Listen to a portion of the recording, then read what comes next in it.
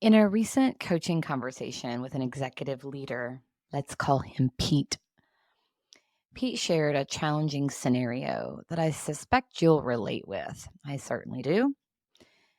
A few weeks prior to this coaching conversation, Pete was in a virtual meeting with a few of his new team members. He was promoted a few months ago, so he's still building relationships with them. And his goal was to get some information from them for an upcoming meeting. And during the conversation, one of them, out of nowhere, he felt like, made a passive aggressive comment. He said it was really heated and it completely shut down the conversation and made him feel really uncomfortable and felt like everyone else also was really uncomfortable. He said that the person that made this heated comment was clearly frustrated. She raised her voice and she told him, like, you're not being very clear.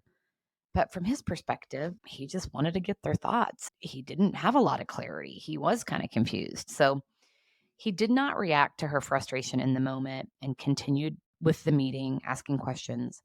And then afterwards, he called her to talk through it one on one. He told her that he could tell she was frustrated and that he really wanted to understand. They talked it through. She apologized. And he said that the relationship has been a lot better and that he has been more intentional and clear in his communication with her. But he said, it's still nagging at me.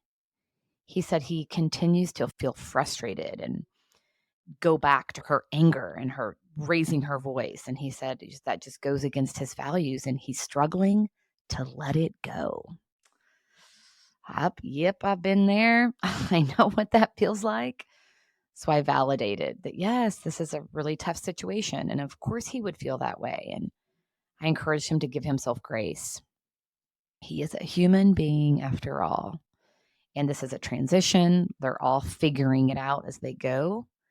And I really think from his description, it sounds like he navigated it pretty well. I'm glad he's feeling like the relationship's better. But the nagging feeling within him, that's what I encouraged and asked some good questions around. I asked him to think about what's the message in this when it pops up. How do you feel? And what's that telling him? I encouraged him to also circle back with her and see how she's feeling about it. Maybe there's still something for them to process through. Maybe she's still feeling crummy about it. And if he asks her, maybe that will come out.